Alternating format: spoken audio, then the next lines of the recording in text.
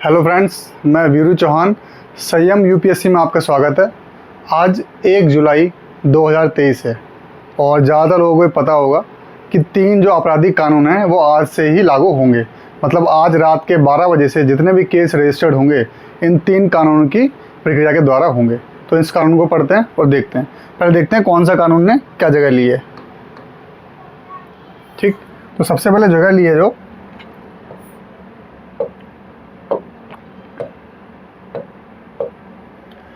भारतीय दंड संहिता। ठीक है, भारतीय दंड संहिता आईपीसी 1860। मतलब ये देश जब आज़ाद नहीं हुआ था, अंग्रेजों के टाइम का ही कानून था, तो इसको पता क्या कर दिया, भारतीय न्याय संहिता 2023 कर दिया गया है। दंड प्रक्रिया संहिता जैसे कहते हैं इंडियन पिनल कोड, आईपीसी कहते थे जैसे। ठीक है, जो कि आईपीसी इंडियन पिनल कोड, जब जो पुलिस जो केस दर्ज करती है इसके आगे उसका जो कोर्ट में जाते हैं वो क्रिमिनल प्रोसीजर एक्ट के द्वारा 1973 के द्वारा होते थे। पर अब क्या इसका नाम हो गया, भारतीय नागरिक सुरक्षा अधिनियम संहिता 2023। भारतीय साक्ष्य अधिनियम 1872 पे ये चलता था। अब क्या हो गया, भारतीय साक्ष्य अधिनियम, नाम वही है पर सन चेंज है, इसमें चेंजेस कर दिए गए हैं। ठीक,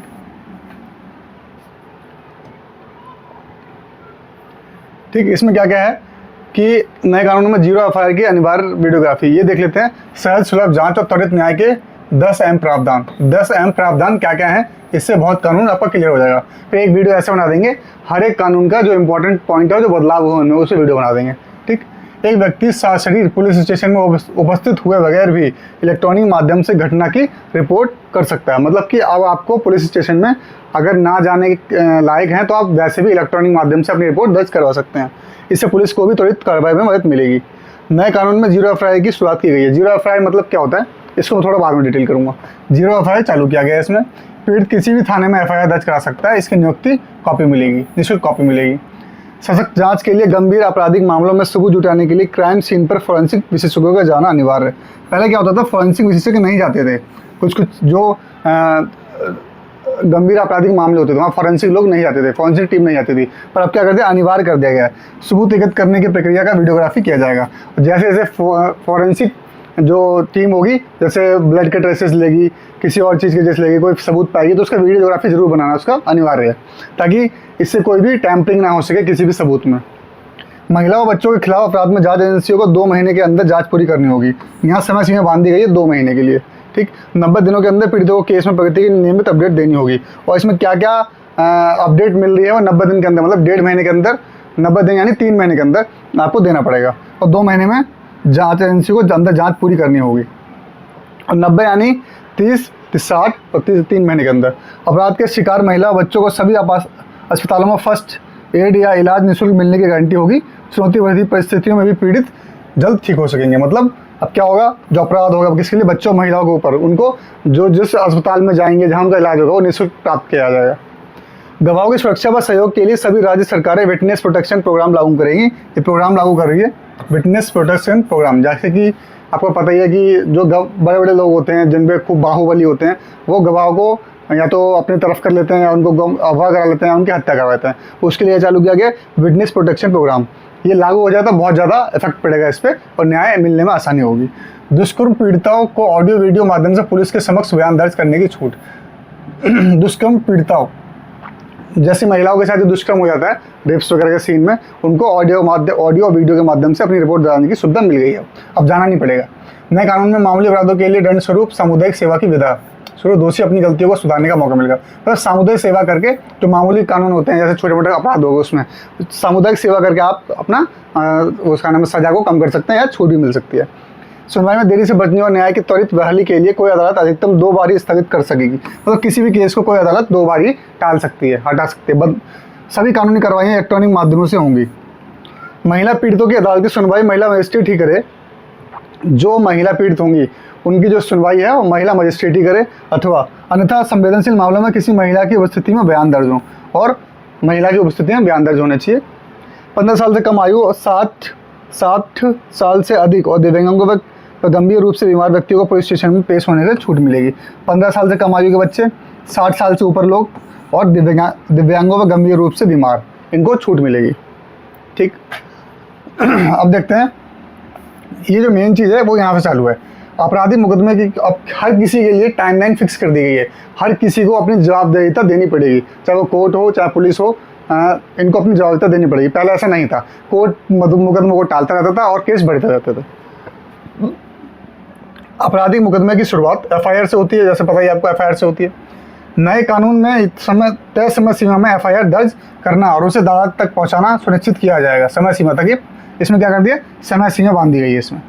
भारतीय न्यायिक सुरक्षा संहिता, ठीक है, में व्यवस्था है कि शिकायत मिलने पर 3 दिन के अंदर एफआईआर दर्ज करनी होगी। 3 दिन के अंदर क्या करनी होगी, एफआईआर दर्ज करनी होगी 3 दिन के अंदर। 3 से 7 साल की सजा के केस में 14 दिन में प्रारंभिक जांच पूरी करके एफआईआर दर्ज करनी होगी। 3 से 7 साल की जो सजा होगी उसमें 14 दिन में प्रारंभिक, मतलब जो प्रिलिमिनरी स्टेज जांच होती है वो करके एफआईआर दर्ज करनी जाएगी। 24 घंटे में तलाशी रिपोर्ट के बाद उसे न्यायालय के सामने प्रस्तुत किया जाएगा। दुष्कर्म के मामले में 7 दिन के भीतर पीड़िता की चिकित्सा रिपोर्ट पुलिस थाने और कोर्ट भेजी जाएगी, 7 दिन के अंदर। अभी तक लागू सीआरपीसी में इसकी कोई समय सीमा तय नहीं थी। कितना बड़ा काम था। जैसे किसी का दुष्कर्म होता है किसी लेडीज़ के साथ, महिला के साथ, तो पहले कोई समय सीमा ही थी उसकी जो मेडिकल रिपोर्ट है कब तक भेजी जाएगी कानून को, कोर्ट में या पुलिस में, थाने में। पर आप क्या कर देंगे, 7 दिन के अंदर। बहुत बढ़िया काम किया। नया कानून आने के बाद समय में पहली कटौती यही होगी। यह कानून में आरोप पत्र की भी टाइमलाइन न्याय तय है। आरोप पत्र दाखिल करने के लिए पहले की तरह 60 और 90 दिन का समय तो है, पर 90 दिन के बाद जांच जारी रखने के लिए कोर्ट से इजाज़त लेनी होगी। ठीक है, आरोप पत्र जाहिर करने के लिए, जिसमें आरोप की सिद्ध करने के लिए वो पत्र जारी कर, चार्जशीट जिसे कहते हैं। जांच को 180 दिन से ज़्यादा लंबित नहीं रखा जा सकता, ये भी एक समय सीमा बांध दी गई। 180 दिन में आरोप पत्र दाखिल करना होगा, मतलब चार्जशीट दाखिल करनी होगी। ऐसे में जांच चालू रहने के नाम पर आरोप पत्र को अनिश्चित काल के लिए नहीं लटकाया जा सकता। पहले बोलते थे कि हम चार्जशीट तक दाखिल करेंगे कोर्ट में, अभी हमारी जांच चल रही है, वो साल 2 साल खिंच जाता था। पुलिस के लिए टाइमलाइन तय करने के साथ ही अदालत के लिए भी समय सीमा तय की गई है। मजिस्ट्रेट 14 दिन के भीतर केस का संज्ञान लेंगे, मतलब कौन सा केस है उसके अंदर 14 दिन के अंदर सुनवाई करनी ही करनी होगी। केस ज़्यादा से ज़्यादा 120 दिन तक ट्रायल पर जा सकेगा। इसके लिए कई काम किए गए हैं। प्ली बार्गेनिंग किसे कहते हैं? प्ली बार्गेनिंग मतलब जैसे कि किसी इंसान ने कोई गुनाह कर दिया या उससे कोई सज़ा मिली है, तो अगर वो 30 दिन के अंदर उस इंसान ने एक्सेप्ट कर ली, हाँ ये गलती मुझसे हुई है, तो उसकी सज़ा को कटौती की जाएगी। ये प्ली बार्गेनिंग होती है। पहले इसकी समय सीमा ज़्यादा थी। प्ली बार्गेनिंग पर नया कानून कहता है कि अगर आरोप तय होने के 30 दिन के भीतर आरोपित गुनाह स्वीकार कर लेता है तो सज़ा कम होगी। अभी सीआरपीसी में प्ली बार्गेनिंग के लिए कोई समय सीमा नहीं थी। पहले ऐसा कुछ नहीं था, अगर 2 साल बाद भी मान लेता है तो उसकी समय सीमा कम होती नहीं। अब 30 दिन के अंदर आपको सोचना है आपने गुनाह किया है कि नहीं। अगर आप स्वतः मान लेते हैं तो आपको कुछ सज़ा में छूट मिलेगी। फैसला देने की भी समय सीमा तय है। ट्रायल पूरा होने के बाद अदालत को 30 दिन के फैसला सुनाना होगा। पहले 180 दिन का ट्रायल होगा, सबसे 120 दिन का ट्रायल होगा। 120 दिन ये ठीक, उससे ज़्यादा बढ़ा नहीं सकते आप। उसके बाद कितने दिनों के लिए? 30 दिन के लिए, मतलब 150 दिनों में आपका केस निपटान की कगार पर आ जाएगा। 150 दिन यानी होते हैं 5 महीने, 5 15 यानी 150। लिखित कारण दर्ज करने पर फैसले की अवधि 45 दिन तक हो सकती है। मतलब अगर लिखित कारण उन्होंने किसी ने दिया कि हाँ मैं इस पर देरी हो रही है, इस चीज़ में हो रहा है, तो कहाँ से 30 से 45 मतलब 15 दिन और बढ़ा दे सकते, लेकिन इससे समय ज़्यादा नहीं होगा, नहीं है। यह कानून में दया याचिका के लिए भी समय सीमा तय की गई है।